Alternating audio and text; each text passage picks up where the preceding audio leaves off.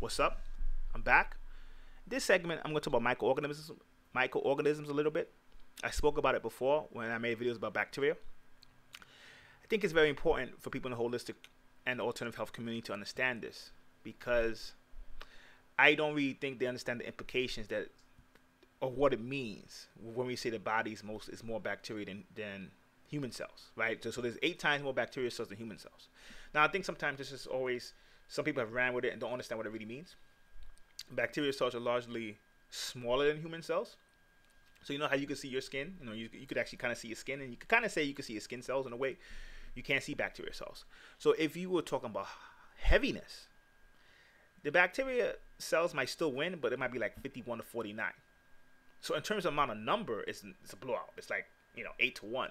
But when you measure that, it's actually the human cells are bigger and much heavier. Then you balance it by weight. It's much more even. So I would naturally say you're much more of a combination of both. But what does that mean? Well, it means that your body's a living ecosystem. Because when people hear it, they say, oh, bacteria. But they don't understand that you have up to 500 different types of bacteria that they found. Right? It's much more than that, actually. But, they're going to take a little while to find it. The different types. You have up to 500 different types of bacteria in your body. And they all have their own needs. Some have their own nutritional needs. And what happens largely is that in the holistic community or the alternative health community in the current forms, especially the current forms, they were kind of like formed out of a reaction to the medical establishment. Now, when you go into the stuff from the East, I wouldn't say that, obviously. TCM, Chinese medicine, Ayurvedic medicine, Siddha medicine, obviously, Tibetan medicine are much older than Western science. So, but when the alternative health community in the West formed itself, which sometimes it formed itself from combining those Eastern systems, or even, looking at old types of herbalism, or trying to return to primitive medicine. A lot of times, what happened is a lot of people don't really realize because it formed out of a reaction to Western medicine, and you could tell it formed out of a reaction to Western medicine because they use the same labels. That's how you know. Like there'll be some people who say every sickness that people say they have is just really a form of like toxemia, like different toxins in the body, and mucus forms in different layers, and depending on where they go, that's where Western medicine labels them. To be honest, where the mucus builds up, it would affect the body differently, and then Western medicine will label it that depending on where it is. Now, for the most part, I can't say that's wrong, but it's still, for the most part, a reaction, right? And the problem comes in is that Western medicine is starting to see like, wow, we're a living ecosystem. And a lot of times, like if you look at the holistic community, they would say, eat mostly plant-based foods. They would probably say limit the carbs. They'll probably say don't eat processed foods. Processed foods, even your bacteria would agree processed foods suck, right? So you're not going to get an argument with me there. But a lot of times how we view health and how we view what the diet regimen should be, it's coming from it's even coming from an outdated model, and it's worse, an outdated model that we reacted to. The problem is medicine in the next 5-10 years will start to adapt from what they're finding. The alternative health community, holistic communities are still behind because they have pushed people in the platform that just said, listen, if you eat mostly vegetables and fruits, you won't get sick. Yeah, there's a lot of people who eat mostly vegetables and fruits. Well, I'm not going to say they're sickly, but they get sick. They catch colds. You look at their bodies are very fragile.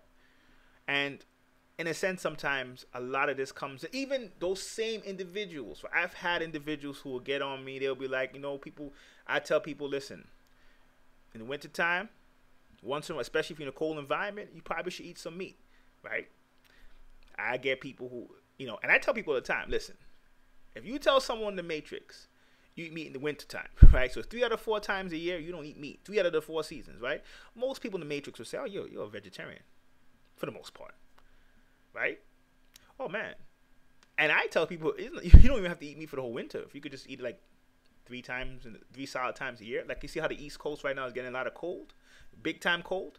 Yeah, like in situations like that, 3-4 times a year, you good. Oh, I've had people who, they couldn't get over that. And that's from, the holistic community is just as religious as the Christians they're criticizing at this point.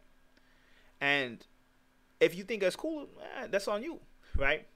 But the thing that happens is that you're on an outdated model, and you know you're on an outdated model because scientists begin to realize we have, even now, there are even viruses that are native to the human ecosystem, right? Which is the, so you say fungi, algae, the 500 to 1,000 different types of bacteria, right? The Aricia, which is like an older type of bacteria, and now viruses, number 5. Even viruses, the human body has viruses that are native to it, that wouldn't harm it per se.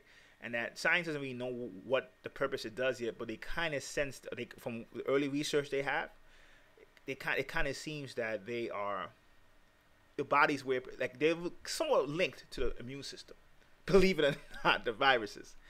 And in a sense, it makes it difficult because a lot of times people don't really realize, like, wait a minute, bacteria, we think is so nasty, and a lot of people in the alternative health community, other than saying take some probiotics, they don't even want to discuss bacteria too much. Now they're saying, shoot, there's viruses that are actually native to the human ecosystem.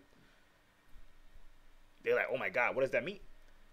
And before we say, because science doesn't even know yet what's the purpose of them, but I would say this: it should come as a shock, and it's definitely proof that a lot of us are on an outdated system, to be honest. I mean, I'm not going to just say the alternative health community. 4 years ago, I was on the outdated system too. I've made videos saying, hey, man, only cows drink cow milk. I'm sorry. Humans shouldn't drink cow milk because no other animal drinks each another animal's milk, right? I said that on tape. And I also said, get an alkaline diet, and, you're good. You will never get sick. So when I say this, I don't say this to criticize the alternative health community or the holistic community. In large parts, they do a good job. And by the way, I said those two things because I've now made a 360 turn on them, to be honest.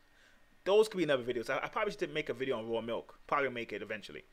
Maybe even next week.